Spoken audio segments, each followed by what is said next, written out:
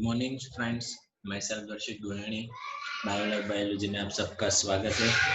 Chapter number 8 12th science NCERT के अंदर human health and disease, उसके अंदर लास्ट लेक्चर के अंदर हमने इम्यूनिटी और उसके जो दो टाइप्स थे, इनर्ट इम्यूनिटी और एक्वायर्ड इम्यूनिटी के बारे में डिस्कस किए। Today we will be further types of acquired immunity. Acquired immunity के और दो टाइप्स है, एक्टिव और पैसिव इम्यूनिटी।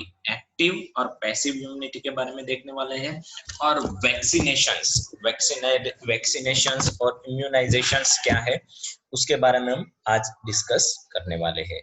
तो चलिए हमारा टॉपिक स्टार्ट करते हैं।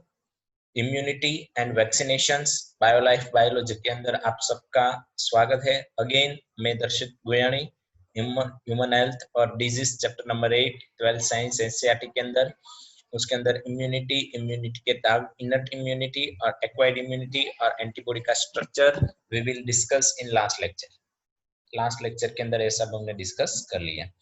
आज हम देखने वाले हैं एक्वायर्ड इम्यूनिटी। एक्वायर्ड इम्यूनिटी क्या है? तो आपको मैं बता दूं कि एक्वायर्ड इम्यूनिटी के दो टाइप्स हैं। First is a active immunity and second is a passive immunity.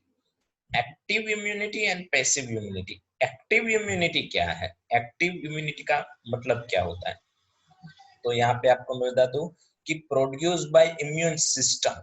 Active immunity है वो प्रोड्यूस होती है हमारी इम्यून सिस्टम की वजह से, हमारी जो इम्यून सिस्टम है उसकी वजह से प्रोड्यूस होती है, जिसको हम बोलते हैं एक्टिव इम्यूनिटी। और नेचुरल और आर्टिफिशियल्स ऐसे इसके फर्दर टू ग्रुप्स होते हैं। उसके अंदर immune response generate against the pathogens. हमारी बॉडी होती है, हमारी बॉडी के अंदर कोई pathogens, suppose this red are pathogens, यहाँ पे जो आपको दिखाया है पैथोजेंस है, उस पैथोजेंस हमारी बॉडी के अंदर एंटर होता है तो उसके अगेंस्ट हमारी बॉडी उस पैथोजेंस का स्ट्रक्चर को आइडेंटिफाई करती है और उसके अगेंस्ट एंटीबॉडी बनाती है। तो इसको बोलते हैं नेचुरल एक्टिव इम्यूनिटी। और आर्टिफिशियल एक्टिव इम्यूनिटी का मीनिंग होता है वैक्सीनेशंस। वैक्सीन आपको मिलती है, वो इम्यूनिटी है आपकी आर्टिफिशियल इम्यूनिटी।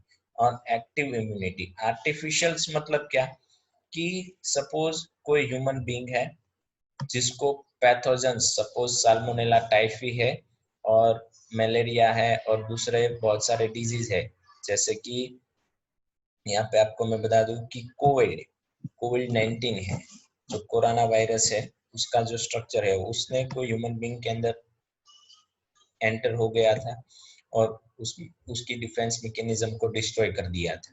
और उसके बाद ह्यूमन बीइंग की नेचुरल इम्यूनिटी ने क्या किया, उस पैथोजेंस की अगेंस्ट, उस वायरस के अगेंस्ट अपनी बॉडी में एंटीबॉडी बना दी है बी और टी सेल्स ने, और उस एंटीबॉडी ने उस वायरस को खत्म कर डाला। अब ये जो एंटीबॉडी होती है, इस एंटीबॉडी को हम क्या करेंगे, रिमूव करेंगे। जो भी पेशेंट जिसको ये डिजीज हो चुका है उसकी बॉडी में एंटीबॉडी होगी, उस एंटीबॉडी को रिमूव करेंगे। उस एंटीबॉडी को हम रिमूव करने के बाद हेल्दी पेशेंट्स की बॉडी के अंदर हम इंजेक्ट कर देंगे, जिसकी हेल्प से क्या होगा कि हेल्दी पेशेंट्स को अगर ये दूसरा कोई, मतलब ये जो सेम पैथोजेंस कोरोना वायरस है वो एंटर होता है, तो अब हेल्दी पेशेंट्स को एंटीबॉडी बनाने की जरूरत नहीं होगी, क्योंकि उसकी ब्लड के अंदर ऑलरेडी ऐसे एंटीबॉडी प्रेजेंट है जो इस वायरस को किल कर सकते हैं। तो एक वैक्सीनेशन ऐसा होता है। दूसरा वैक्सीनेशन होता है एंटीजन वैक्सीनेशंस। एंटीजन वैक्सीनेशंस मतलब कोरोना वायरस के जो सेल्स होते हैं, मतलब जो एंटीजन्स होते हैं, उसको इनएक्टिव कर देना है। एंटीजन को इनएक्टिव कर देना है और उस इनएक्टिव वायरस के सेल को हमें ह्यूमन, जो जैसे ह्यूमन बीइंग, ऐसा ह्यूमन कि जिसको एक कोरोना वायरस नहीं हुआ, ऐसा ह्यूमन बीइंग कि जिसको कोरोना वायरस अभी नहीं हुआ है, तो ऐसे ह्यूमन बीइंग की बॉडी के अंदर ये इनएक्टिव एंटीजन डाल दिए हेल्दी पेशेंट्स के अंदर, अब हेल्दी पेशेंट्स के अंदर इनएक्टिव एंटीजन डाल दिए, मतलब वो एंटीजन इन्फेक्शन प्रोड्यूस तो नहीं कर सकते, लेकिन है तो फॉरेन पार्टिकल्स, लेकिन है तो फॉरेन पार्टिकल्स। तो क्या होगा, इस हेल्दी पेशेंट है उसकी बॉडी के अंदर इस फॉरेन पार्टिकल्स के अगेंस्ट एंटीबॉडी बनने लगेगी। अब एंटीबॉडी बन गई है, लेकिन अब वो एंटीबॉडी इस इनएक्टिव जो एंटीजन्स है उसको किल कर देंगे और उसकी बॉडी में वो एंटीजन स्टोर रहेगी, क्योंकि हमें पता है इम्यूनिटी, एक्वायर्ड इम्यूनिटी कैसे वर्क करती है, मेमोरी और मेमोरियल उसके पास उसकी मेजर कैरेक्टरिस्टिक उसकी मेमोरी है। मतलब एक बार कोई पैथोजेंस उसकी बॉडी के अंदर आ जाए तो दूसरी बार उसके एंटीजन ऑलरेडी उसके ब्लड के अंदर प्रेजेंट होते हैं, दूसरी बार इस एक्वायर्ड इम्यूनिटी की एफिशिएंसी, सेकेंडरी इम्यून रिस्पांस की एफिशिएंसी बढ़ जाती है। तो दो वे है वैक्सीनेशंस की। पहला था या तो आप कोई ऐसा ह्यूमन बीइंग है जिसको ए वायरस की इफेक्ट हो गई है और वो उसकी बॉडी में एंटीबॉडी बन गई है और वो एंटीबॉडी आप निकाले और हेल्दी पेशेंट्स के अंदर डाल दीजिए। दूसरा पॉइंट ऐसा है कि पैथोजन को इनएक्टिव कर दीजिए और पेशेंट हेल्दी ह्यूमन की बॉडी के अंदर एंटर करवा दीजिए। तो क्या होगा, जैसे कि मेरी बॉडी के अंदर कोरोना वायरस का इनएक्टिव फॉर्म डाल दिया तो मेरी बॉडी के अंदर कोरोना वायरस की अगेन एंटीबॉडी बन जाएगी। अब जब भी असली एक्टिव कोरोना मेरी बॉडी के अंदर घुसेगा तो पहले से ही मेरे पास एंटीबॉडी प्रेजेंट होगी, पहले से ही मेरे ब्लड में एंटीबॉडी प्रेजेंट होगी, क्योंकि पहले बना दिए थे। तो जो इम्यूनिटी है उसकी एफिशिएंसी अच्छी होगी और हमें डिजीज से प्रोटेक्शन मिल सकता है।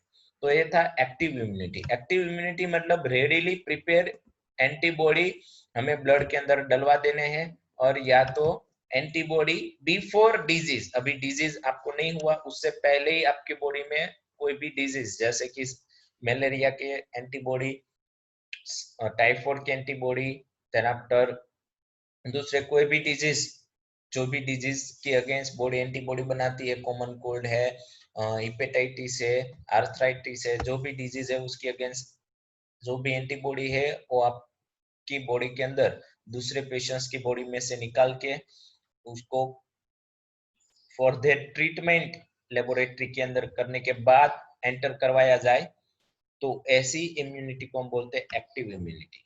एक्टिव इम्यूनिटी मतलब ये ऐसी इम्यूनिटी है कि आपकी बॉडी में कोई भी डिजीज एंटर होता है, जैसे कि मैंने बोला कि साल्मोनेला टाइफी बैक्टीरिया आ गए, तो salmonella typhi bacteria first time हमारी बॉडी के अंदर आए हैं और हमारी बॉडी को उसका स्ट्रक्चर एक्सेट्रा पता नहीं है, वो 2-3 दिन लगा देंगे एंटीबॉडी बनाने, लेकिन हमारी बॉडी में ऑलरेडी उसकी एंटीबॉडी प्रेजेंट है, तो हमारी जो इम्यून सिस्टम है वो अच्छे से वर्क करेगी और उस पैथोजेंस के अगेंस्ट हमें प्रोटेक्शन मिलेगा।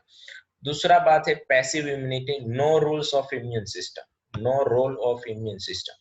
पैसिव इम्यूनिटी में इम्यून सिस्टम का कोई भी रोल नहीं होता, मतलब नेचुरल वर्क करती है, जैसे कि Clostridium IgA immunoglobulin A antibody है, देन आफ्टर आईजीजी जो foetus receive antibody from mother versus placenta, जो फीटस होता है उसको अपनी मदर में से जो एंटीबॉडी मिलते हैं वो होते हैं आईजीजी।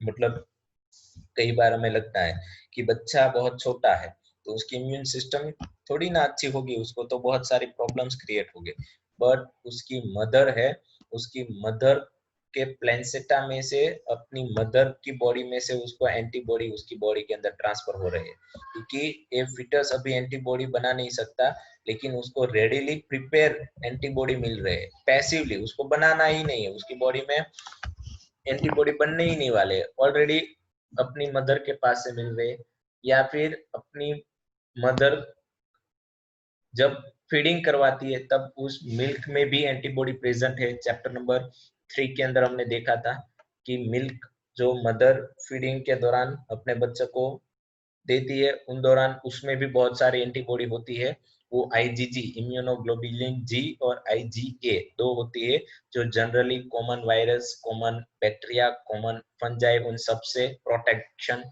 उसको मिलता है। उसके बाद जैसे जैसे बच्चा बड़ा होता है वैसे उसे अपनी खुद की इम्यूनिटी एक्टिव हो जाती है, तो ये नेचुरल इम्यूनिटी है। Anti tetanus and anti diphtheria serum है, जो एंटी एटीएस और एडीएस की जो वैक्सीन है वो पैसिव इम्यूनिटी, पैसिवली मतलब सिंपल है, पैसिवली मतलब अपनी अपनी बॉडी के अंदर फर्स्ट टाइम कोई पैथोजेंस आया है, अपनी बॉडी ने उस पैथोजेंस का स्ट्रक्चर आइडेंटिफाई किया और स्ट्रक्चर आइडेंटिफाई करने के बाद उसके अगेंस्ट एंटीबॉडी बनाना स्टार्ट किया। तो ये इम्यून रिस्पॉन्स है वो पैसिवली स्लोली स्लोली नेचुरल है। और आर्टिफिशियल्स के अंदर, एक्टिव इम्यूनिटी के अंदर आप रेडीली प्रिपेयर एंटीबॉडी पेशेंट्स की बॉडी के अंदर एंटर करवा देते हो, जिसकी हेल्प से उसकी बॉडी के अंदर जो पैथोजेंस घुसे हैं उसकी अगेंस्ट उसको प्रोटेक्शन मिल सके। तो ये एक्टिव एंड पैसिव इम्यूनिटी का कॉन्सेप्ट बहुत इजी और सिंपल है। यहाँ पे दिखा है, हमारे बुक्स के अंदर लिखा है,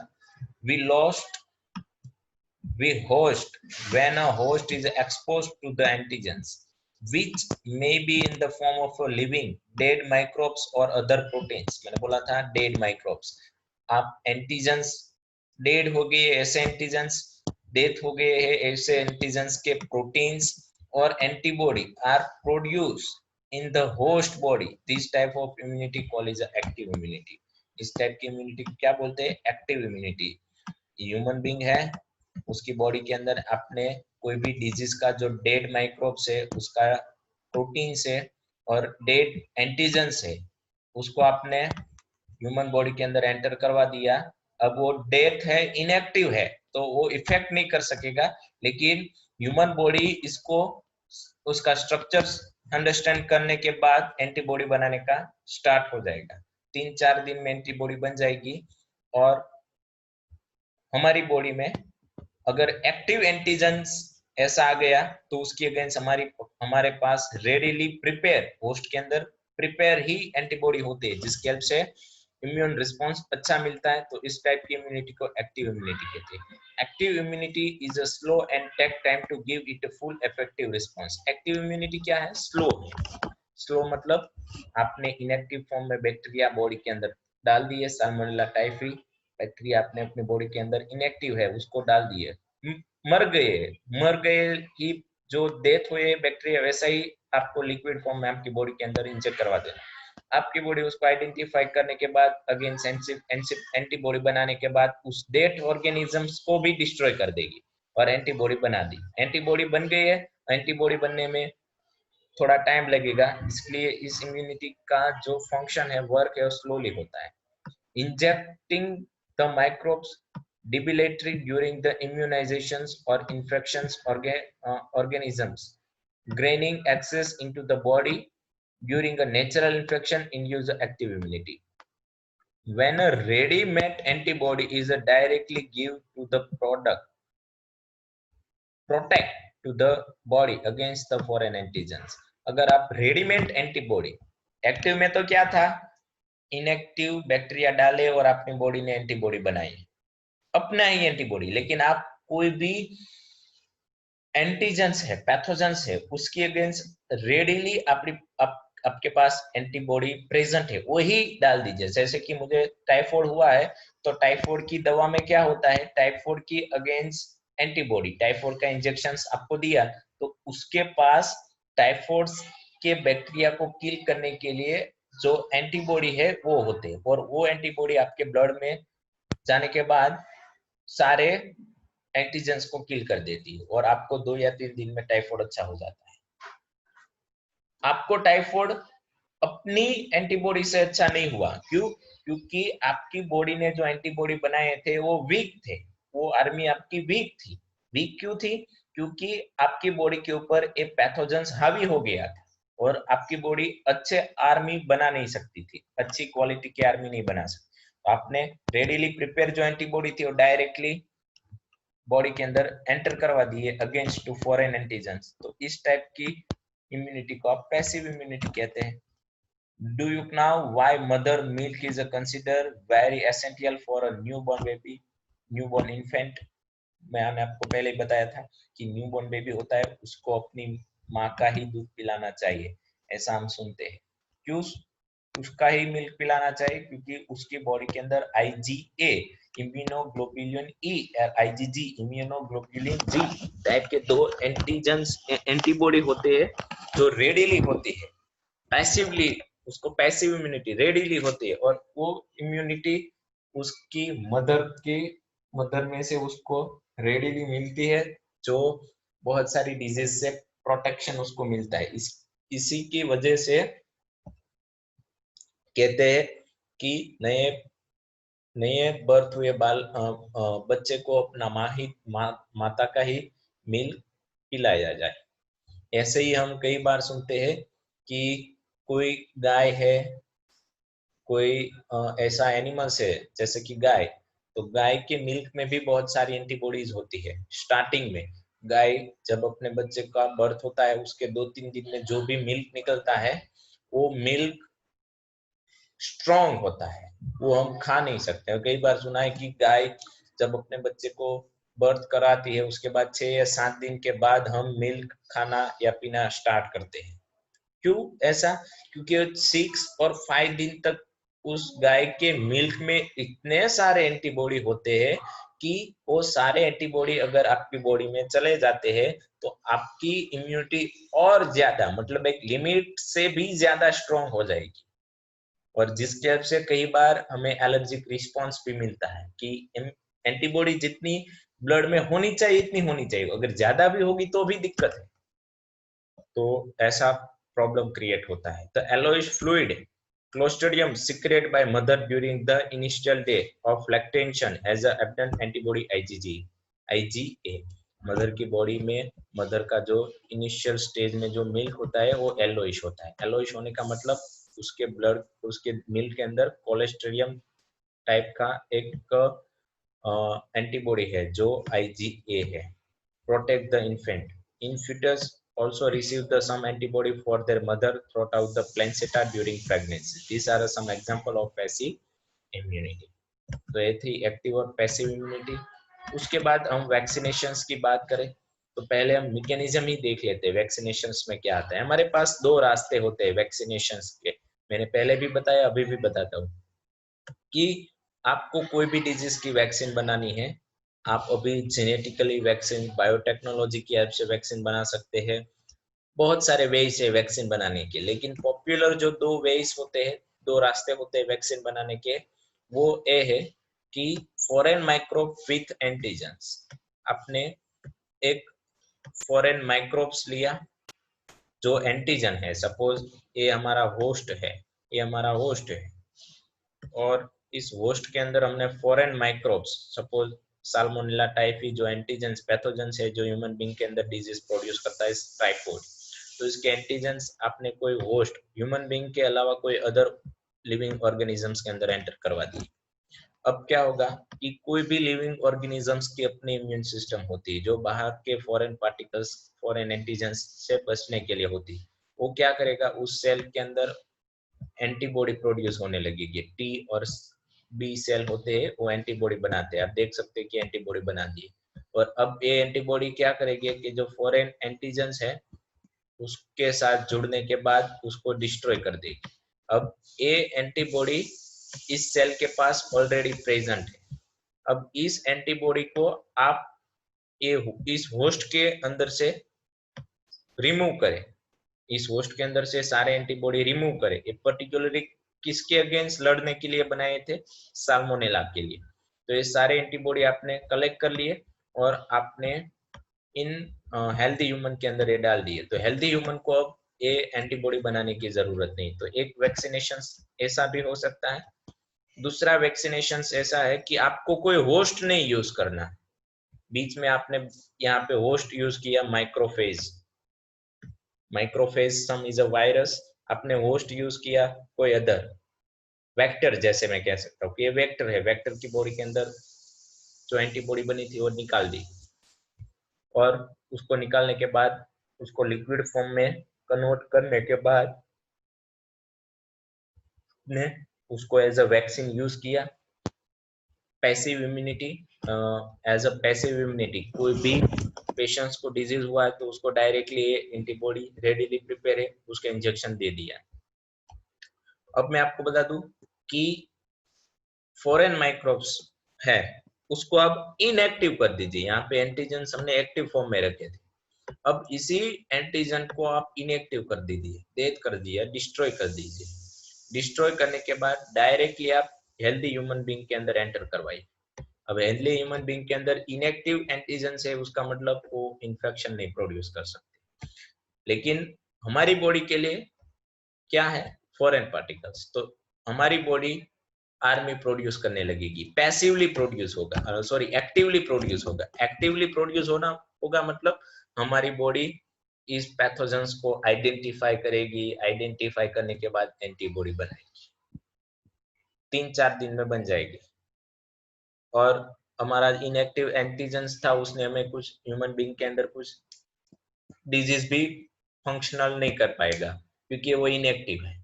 तो एक दूसरी मेथड है वैक्सीन बनाने की, मतलब एज अ वैक्सीन हम जैसे कि कोरोना वायरस का इनएक्टिव करके हमारी जो भी हेल्दी ह्यूमन है उन सब के अंदर डाल दीजिए, उन सब के अंदर एंटीबॉडी बन जाएगी। उसके बाद एक्टिव एंटीजेंस आया, एक्टिव कोरोना वायरस उसके कांटेक्ट में आया तो हमारी इम्यूनिटी ही उसको डिस्ट्रॉय कर देगी। क्यों? क्योंकि हमारी इम्यूनिटी के हमारे ब्लड के पास ऑलरेडी उसके अगेंस्ट एंटीबॉडी प्रेजेंट होते हैं। अब उसकी टाइम लिमिटेशन होती है, बहुत सारे एंटीबॉडी लाइफ टाइम ब्लड के अंदर रहते हैं, बहुत सारे एंटीबॉडी कई महीनों तक रहते हैं, बहुत सारे एंटीबॉडी कई दिनों तक रहते हैं। तो टाइम टू टाइम वैक्सीनेशन, कौन सा डिजीज है, कौन सी एंटीबॉडी है, उसके ऊपर उसकी पॉपुलैरिटी डिपेंड होती है। और एक बार एंटीबॉडी बन गया उसके बाद कोई भी दिक्कत नहीं है। तो vaccination and immunization is a passive immunization, इसको हम बोलते हैं पैसिव इम्यूनाइजेशन। पैसिव इम्यूनाइजेशन मतलब क्या कि आपको स्लोली स्लोली काम करवाना है, डायरेक्टली आपने रेडीली प्रिपेयर एंटीबॉडी दूसरे होस्ट के अंदर, जैसे कि आपको एज अ होस्ट आप यूज करती है गोट, बकरी या काव की बॉडी के अंदर आपने कोरोना वायरस के और अदर कोई पैथोजेंस एंटीजेंस काव के अंदर लाइव फॉर्म में डाल दी। अब काव की बॉडी, काव की इम्यूनिटी भी होती है, काव अपनी इम्यूनिटी की हेल्प से काव के बी और टी सेल्स क्या करेंगे, उसको अगेंस्ट एंटीबॉडी बना के उसको डिस्ट्रॉय कर देगी। अब काव के ब्लड में से हमें वो एंटीबॉडी निकालने हैं, वो ह्यूमन बीइंग के होस्ट के अंदर, मतलब ह्यूमन बीइंग के अंदर सर्वाइव हो सके और ह्यूमन बीइंग में वर्क करे, इस तरह से हमें उसे कन्वर्ट करना है और उसको ह्यूमन बीइंग में ट्रांसफर करना है, जिसके हेल्प से ह्यूमन बीइंग की इम्यूनिटी स्ट्रांग हो सके। तो वो एक्टिव इम्यूनाइजेशन, सॉरी वो हमारी पैसिव इम्यूनाइजेशन है।